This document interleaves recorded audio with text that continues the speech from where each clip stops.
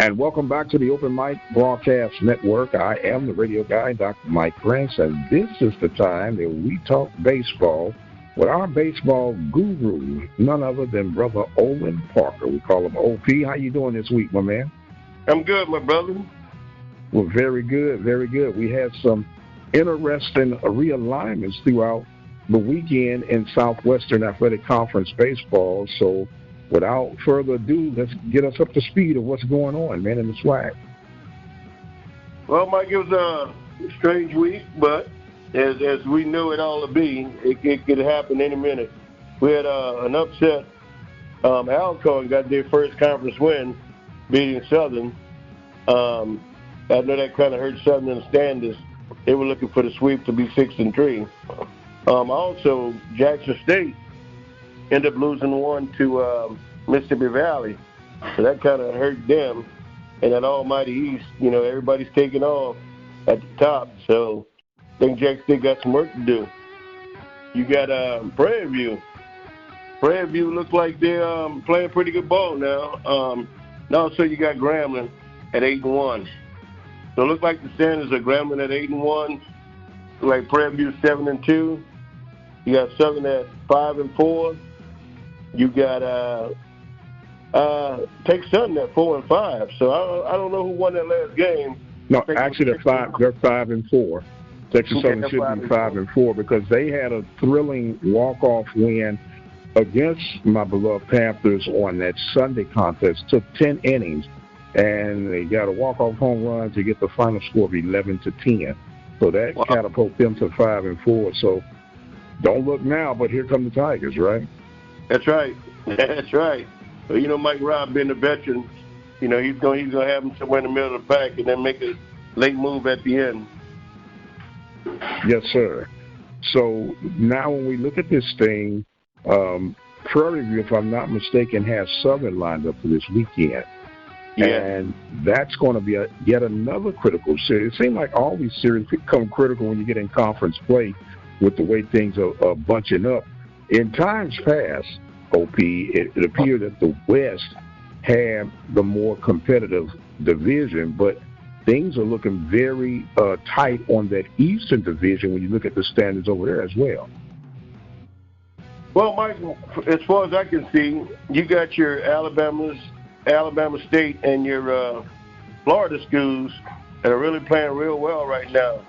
Teams that they're supposed to handle, they're handling, and then also they got to go against each other.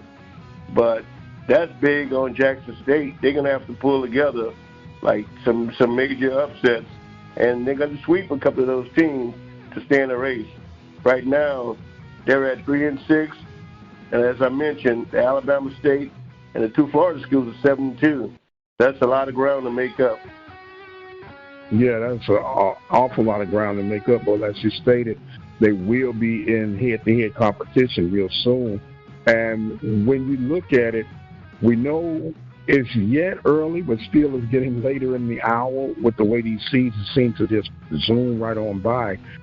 What do you think is the challenge from Jackson State's camp? Well, you got a couple of schools coming from the MEAC. You've always had the challenge of facing Alabama State. That was your biggest nemesis that you had to overcome in the conference. Now you had two good playing baseball schools out of the MEAC, and that makes it a four-horse race, so to state. But I'm not counting Alabama A&M out. They had the opportunity. They beat Jackson 2 out of 3 in Jackson, so they're going to have to go back and play in Alabama, and that's going to be tough. Yes, sir. Yes, sir. No doubt about it. Now, I know you take the top 4 from each division, but I'm going to put you on the spotlight just for a moment, sir. Regarding what the records are saying in the standings, who do you see as the top 2 teams from the East and from the West, and why? That's a big one, Mike. I'm definitely going to give Alabama State a nod to be in the East. They're proving that they can play at the top. The next one, it's a toss-up between Bethune-Cookman and FAMU. FAMU, has shown that they can play. I'm gonna give FAMU the nod. I'm never counting Mike Robinson out. Not that I'm putting him in right now, but Prairie View and Grambling seem to have a handle on things. But they're going to have to go up against each other pretty soon. Right. Well, they had an early meet in the MLB Classic. It was pretty heated pregame talk, and Prairie View came out on top with that one, 7-5. So, as you say, they're no strangers to one another, and no one's going to blink.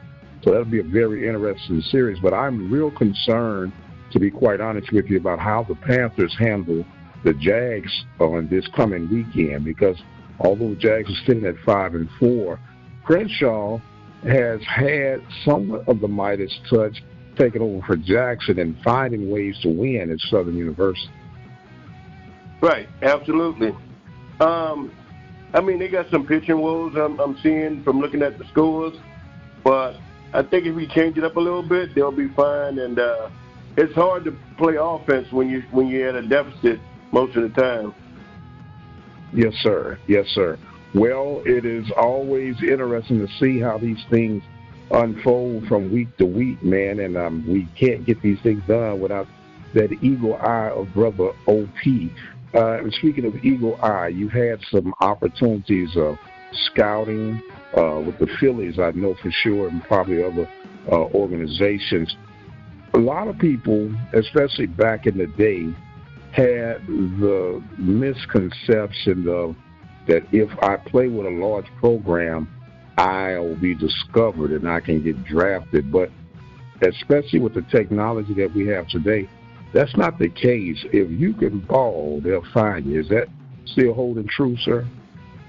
Absolutely, Mike. I was drafted by the Phillies, and if you look at the '86 draft, you'll see that Trinidad Hubbard from Southern was drafted that year. Earl Sanders was drafted that year from Jackson State. Martin Foley was drafted at Grambling. And we had Mike Schmidt, the catcher from Prairie View, drafted all in the same draft, '86 draft. The team I played on, when guys got to be juniors, we ended up with 10 guys off of that '86 team drafted. So had you had the technology you had now, there'd probably been more. But you really don't have to go to a larger school to be discovered.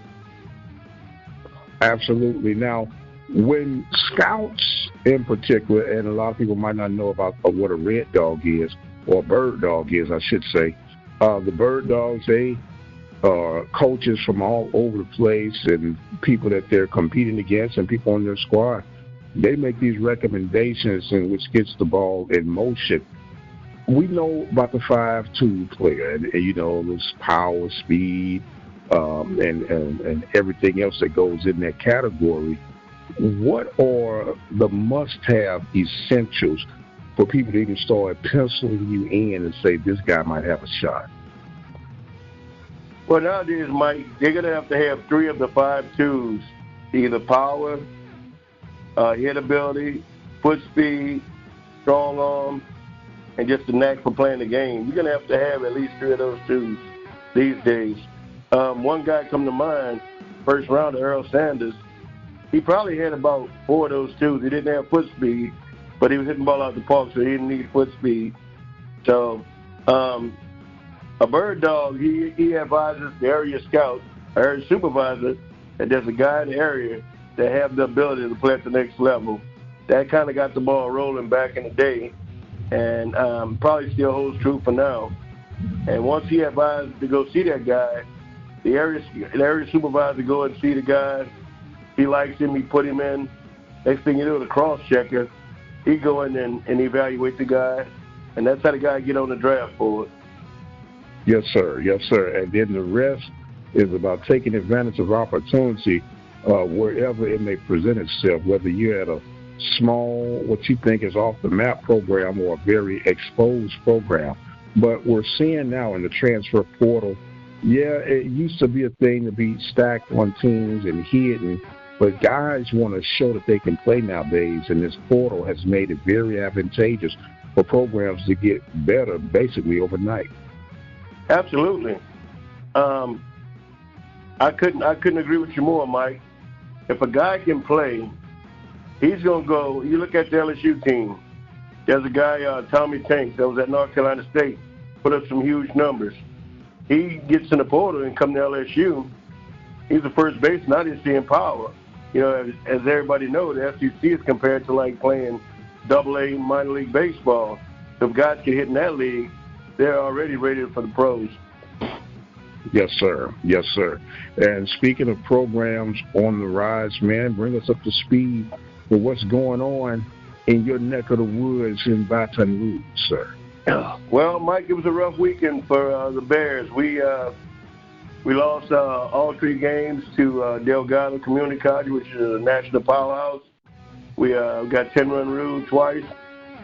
Game 3 on Sunday, they exploded with 11 runs in the first inning, so we were at a deficit starting off. We made it close in the 7th inning. We got it to 12-15, but just ran out of gas, Mike. So we ended up losing 3, but the kids fought. Made a tremendous comeback. But, when you got a young team, 23 freshmen, you're going to expect to see a lot of that. Yes, sir. Yes, sir. Well, the beauty about baseball, man, you got the next game ahead. You can't dwell on the past, and let's get ready for the next matchup. Well, look, you know how this thing goes, my man. We keep grinding, and we'll keep putting out the information that needs to be put in our beloved sport of baseball. But right now, I want to give you some closing thoughts and comments for this week, sir, and the floor is now yours. Well, everybody in the Swaggers have 9 games played. They kind of figured out where the seedings are. They know what moves they have to make to be competitive to get in the top 4 of their divisions to get into the SWAG tournament. But as always, I can be reached at OlinParker65 at yahoo.com. And I kept a straight face this week, sir. Didn't even make a wisecrack about the yahoo.com. He is the baseball guru, Olin Parker. We call him OP. I am the radio guy, Dr. Mike Prince. It is always a joy and a pleasure to discuss baseball with you, in particular about the Southwestern Athletic Conference. Don't forget you can follow me on Twitter at The Mike Prince Show. The YouTube channel is the Open Mic Broadcast Network. And just in case you want to go visit the website, you can always reach us at obnradio.com. So until the next time, you guys be blessed, and we'll see you on the other side.